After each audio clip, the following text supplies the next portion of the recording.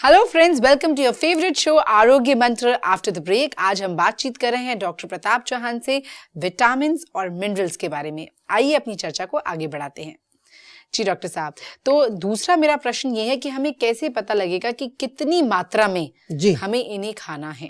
देखिए, मात्रा की तो बात जो है वो अलग अलग निर्धारित है, लेकिन डेफिशिएंसी का आपको मालूम चल जाता है। अगर किसी विटामिन की कमी हो रही है तो उससे आपको कई प्रकार के लक्षण शरीर में दिखने लगते हैं। फिर आप जो है चेक कर सकते हैं या आप जो है उसका अंदाज़ा लगा सकते हैं कि आपको विटामिन कम हो रहे हैं। मात्रा तो बॉडी के जो रिक्वायरमेंट है वो बहुत ज़्यादा नहीं है, इसलिए माइक्रो कहते हैं। क्वांटिटी बहुत कम चाहिए होती है इनकी। और अगर आप देखें तो हर विटामिन का एक नॉर्मल रेंज आपकी बॉडी में होना चाहिए। अलग अलग होता है वो। जैसे विटामिन डी की बात करें तो उसका रेंज अलग है, विटामिन B12 की बात करें उसका रेंज अलग है, और किसी विटामिन की बात करें तो सबके मिनरल्स की आप बात करें। अक्सर आपने देखा होगा जब आप टेस्ट कराते हैं ब्लड टेस्ट, तो उसमें उन्होंने लिखा होता है कि भाई पोटाशियम इतना है, इसमें फास्फोरस इतना है, कैल्शियम इतना है। तो ये आपके ब्लड टेस्ट से मालूम चलता है कि आपका जो है विटामिन कितना कम है, और फिर उसको पूर्ति करने के लिए आपको कुछ जो है अपनी डाइट में चेंज करना चाहिए। लेकिन सबसे इम्पोर्टेंट चीज़ है कि ये आपको ज़रूर मैं बताना चाहूँगा कि विटामिन की अगर डेफिशिएंसी हो जाए तो किस किस प्रकार के रोग शरीर में आ सकते हैं, ताकि आपको थोड़ा सा आइडिया लगे कि कहीं ये प्रॉब्लम आपकी विटामिन की वजह से तो नहीं है। आप जो है कुछ और घूम रहे हैं चक्कर में, इधर उधर जो है कोशिश भी कर रहे हैं, इलाज भी करा रहे हैं, और प्रॉब्लम छोटी सी कहीं विटामिन की है, तो वो कई बार आपको समझने की कोशिश करनी। जी डॉक्टर साहब, हमारे अगले कॉलर भी हमारे साथ जुड़ चुके हैं। जी आइए पहले उनसे बात करते हैं। नमस्कार जी। हेलो। हाँ जी, आपका बहुत बहुत स्वागत है हमारे कार्यक्रम में। अपना नाम बताइए और ये बताइए आप कहाँ से बोल रहे हैं। हाँ मैम, मैं महाराष्ट्र से बोल रहा हूँ, रत्नागिरी से। पूछिए। चौहान बोल रहा हूँ। पूछिए डॉक्टर प्रताप चौहान से अपना सवाल। हाँ नमस्ते डॉक्टर सर। हाँ नमस्कार जी। हाँ सर, मुझे है ना बैक पेन है। अच्छा। तो ये बहुत दिनों से, बोले तो 10-12 साल से है। अच्छा, तो हमेशा रहता है, कभी ठीक हो जाता है, कभी आ जाता है?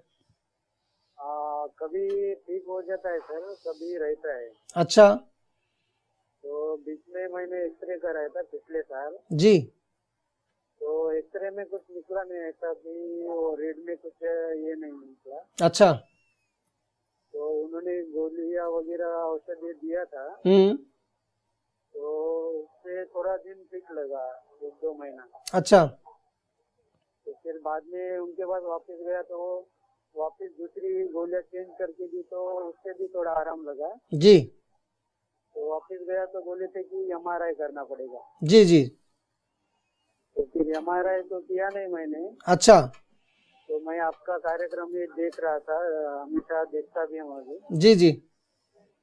तो मैं चाहता था कि आयुर्वेद में इसके लिए कुछ है क्या? देखिए, बिल्कुल, बहुत धन्यवाद, आपने बड़ा विस्तार से समझाया। डॉक्टर से आपने इलाज कराया, कुछ आराम भी हुआ आपको, फिर डॉक्टर ने कहा MRI कराइए, आपने MRI नहीं कराया, क्योंकि MRI से थोड़ा सा पता चलता है कि क्या वास्तव में प्रॉब्लम है। कई बार एक्सरे में उतना क्लियर नहीं दिखता है, लेकिन चलो जो भी कारण रहा, MRI में खर्चा भी ज़्यादा होता है, कई चीज़ें होती हैं उसमें।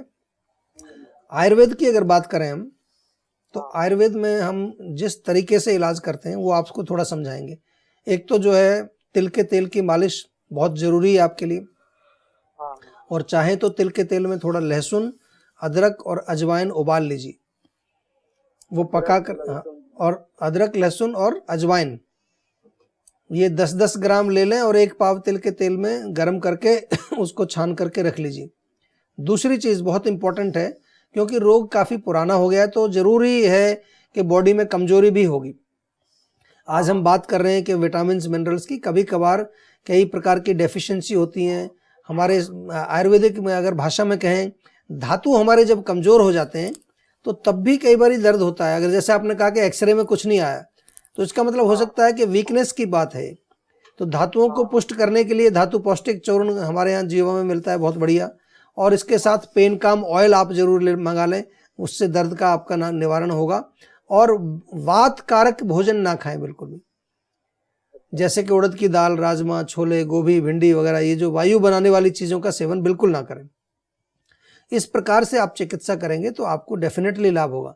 दूसरी चीज़ एक और बता दूं कि जैसे पुराने रोग हो जाते हैं, जैसे आपका 10-12 साल पुराना रोग है और वो ठीक नहीं हो रहा है, तो उसमें हम कई बार डायरेक्टली कहते हैं कि आप सीधा पंचकर्म के लिए आ जाइए हमारे यहाँ पर।